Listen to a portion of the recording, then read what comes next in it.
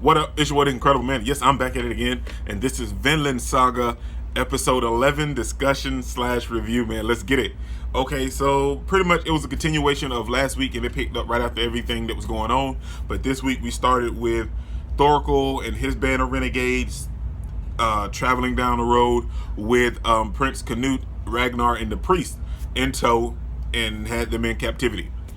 But one thing that I really was kind of going on with this whole episode was, you guys know I don't bring religion into my channel, and I don't force what religion I believe in on you guys, and I don't want you guys to force what religion you believe onto me, because we're all open to our own beliefs and opinions. But the whole thing about this episode that really kind of got to me and got under my skin was, I'm okay with Thorkell and them believing in Odin and their thing and having their religion, and even with the prince and Ragnar believing in Christianity and having their thing. But the priest is the whole thing about that whole thing that transpired when they were having their whole discussion is what made me mad. And it's, dude, you're a priest, okay? Everyone else can have their doubts and everything else, and even you can have your doubts because it's religion. But when they asked him, because he went on like a super like crazy type rampage, all of a sudden he was sitting there calm, and the next thing you know, he's like, "Oh, I can see it, oh Father," and everything else. And then Ragnar was like, "Hurry, quick, get us some alcohol. It doesn't matter what it is, as long as it's super strong." And I was like, and I'm thinking maybe that came from him being in captivity, and that was kind of like a break that happened after they got captured. Or could it have been something that was there the whole time, and we're just now seeing it because they're in captivity and he can't get to alcohol like he wants to? Because that was straight crazy, man, for him to pull up like that, and they were sitting there calm and collected, and he was like, "Oh no." And so that's the only thing about this whole episode that just seemed so weird and off, and I didn't really enjoy everything else, even the discussions about which religion that they liked and which one they liked best, because they kind of broke it down and went into everything, and I kind of enjoyed that, seeing that different perspective like that. But yeah, that whole moment with the priest is what really threw me off, man. But what happened after that? Oh yeah. So then we start to see Thorkell kind of go into like a rant about other stuff and everything. But before I mention what was going on, let's give credit where credit is due, man, because the animation in this episode was absolutely fantastic, especially with Thorfinn's fight, well, miniature fight with the dude in the ride through on the horse in the fire. But let's give major props to the leaves that were falling, which fell like actual leaves in the fall, because like I can go outside and point out some leaves falling right now, and they looked good. Like, I know they were more CGI-esque, but they look like real leaves. And Princess Canute's, I think that's how you say his name, helmet in his hair was wonderful. His hair stole the scene. No matter what scene he was in, his hair stole that scene. And his helmet, the artwork and detail that went into his helmet was absolutely perfect, man. Even all of the engravings on the helmet, the wings, the color, everything for his helmet was absolutely perfect. So huge shout out to Vinland Saga's producers, creators, and manga drawers, and everyone that put in work for that helmet, because that helmet looked wonderful, man. So let's get right back into the episode, man. Like I said, so then all of a sudden Thorkell stops the whole little, what would you call that? Anyway, his whole little group stops because Thorkell heard something. And what he heard, what was him and like his second in command, they heard it. And what they heard was Ragnar's men found them, and they came to rescue the prince. I'm sorry, it feel like a tag or something's bugging me. And they came and they were there to rescue the prince. And they lied and said they had 2,000 men. They did not have 2,000 men. They had 400. But they were there to rescue the prince. They didn't attack because they didn't want to risk the prince getting in danger. But before that, I forgot to mention it. The moment when Thorkell heard them, dude, when he launched that spear at that one dude and shot all of that and just tore it all to pieces and stabbed it and the blood spewed everywhere. That's what I love about Vinland Saga, man. The action is always hardcore, but that's the thing. I love just getting like the very whole beginning part of this episode. I love that as well. I love everything about Vinland Saga. I mean, there's no there's really no downfalls to it to me. I'm pretty sure that each episode, has significant things that certain people may not like. But in my opinion, I enjoy the calm and nice episodes where it's nothing but information and character and world building. And then I enjoy this episode where we get the character, the world building and everything, but we also get some action thrown off in there too as well. So then they try to reach a conclusion, and Thorkell just all of a sudden releases the prince and Ragnar and the priest and lets them go.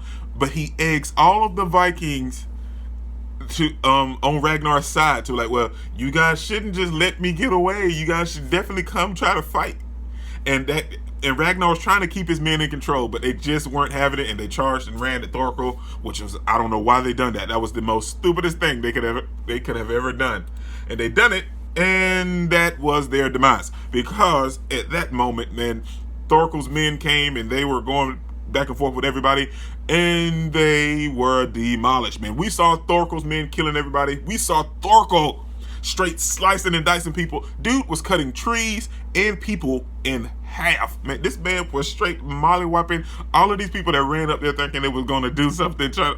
You're not doing anything. So then we have their whole little fight sequence going back and forth, and Ragnar's side is like losing heavily. But then Askeladd set something in motion where he poured charcoal and like oil and probably like wine or liquor or something all over the ground and set it on fire to kind of disrupt the whole war aesthetic that was going on between Thorkell's men and Ragnar's men, so he can come in and play hero and rescue the prince, all because he has this plan to go along down the way. But then we get to the scene where that kind of throws everybody in disarray. They start killing the wrong people and everything, and then we have Askeladd send Thorfinn into the fire to rescue the prince. And then that's when we have another moment that stood out and really kind of registered with me, was when Thorfinn rode off and what's his name? I know his name. The second in command for Askeladd's army, Bjorn. Okay, yeah, we have Bjorn saying that you really trust Thorfinn, don't you? And I said it all along, man. Now it's at the point that Askeladd, he really likes Thorfinn, even after last week's episode. And I said that the speech that he gave, I felt like it was a dying speech, because I feel like sometime soon Askeladd is going to die. I mean, because that speech that he laid out was magnificent, man. But then in this episode, Bjorn was like, well, you kind of really care for him now, don't you? And then he kind of brushed it off, like he didn't say anything at that moment. And then next thing you know, they showed another panel, and they showed like, well, I just feel like I can get him to do whatever I want to do. So he definitely cares, and I love that fact, man. But I don't want to keep getting my hopes up, because I feel like sometime soon he's gonna die, man. It's just, I can't get that speech out of my head. You guys remember last week's episode, man? That speech was so heavy and moving, and it almost turned Thorfinn just a little bit. But then he was like, what are you trying to do? I'm not gonna be your friend. But then we see Thorfinn ride off, and he goes to rescue the prince. And then Thorkell's men surround Ragnar and his couple of companions, and they are getting ready to kill him. And the fire breaks out and reaches them and pretty much surrounds them. And then that's when Thorfinn rides in on the horse. The horse is on fire. Oh my gosh! In this episode, I know they kill a lot of people, because like in one scene we saw like a deer on fire as well, in the fire just rolling around. So we had people on fire. So death is nothing in this anime. But they set the horse on fire and they let him ride through. He was still on fire. But then Thorfinn appeared and he just told the prince that I'm here to rescue you. And in that moment, those guys were like, who is this kid? What is he doing here? And that one scene where that dude was trying to attack Thorfinn, and he slung down the hammer, laid it down, he missed, and Thorfinn kind of like reverse turned around or something and stuck him in the neck. And dude, that was a beast scene. Like, we knew Thorfinn was like epic, but like that scene was very, very lovely. And then we have the whole scene. Now, this is what I really want to talk about. We have Thorkell appearing saying, hey, what are you guys doing? Thorfinn! With two fingers missing. Thorfinn, come here! And he was so happy to see Thorfinn, because he wanted to fight him again. And he was like, you guys are having trouble fighting him? I imagine. Look what he did to me. He's the one that gave me this scar, and I lost two fingers. But in that whole scene, and this is what I really want to talk about, this whole video. he asked him, because Thorfinn mentioned that Thor was his father, and he asked him, is Thor your father and your mother's name is Helga? Now, how would he know his mother? We knew that he knew Thor's because they were together on the ship, and that's a given that they could have talked about their life and stuff, but and I assumed that they were just like, like war buddies, but this goes to show that they were definitely friends. They were definitely friends, because there's no way that he knew about his wife. He knew Thorfinn, and he knew his wife's name and everything. That they were friends. They were probably best friends. But then he said that your father's the only person stronger than me. So he can't know that he probably doesn't know that Thor's is dead. I'm thinking he doesn't know. Oh, what if he finds out that Askeladd is the one that killed Thorfinn? He could find out Askeladd is the one that killed Thor's. Thorfinn could tell him that I'm on this mission to kill the man who killed my father. Your father's dead. Yeah, who killed your father? Askeladd over there. Could he tell him?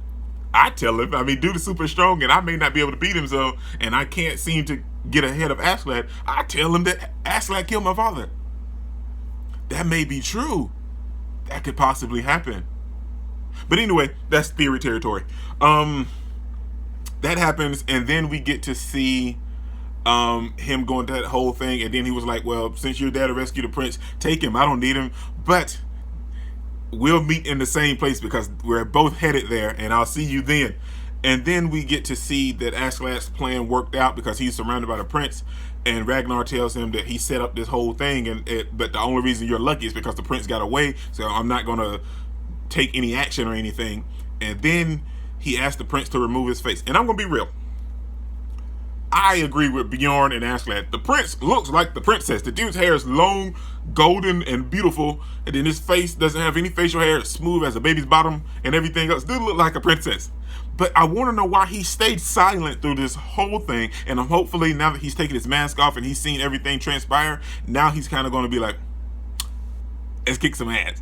This is your boy Dick Incredible, man. Don't forget to smash that like button until you can't smash it anymore. Comment down below, and I'll be sure to respond to each and every one of them, and subscribe. But only if you really want to, man. And remember that anime matters, anime is greatness, and anime is life, man. Peace out.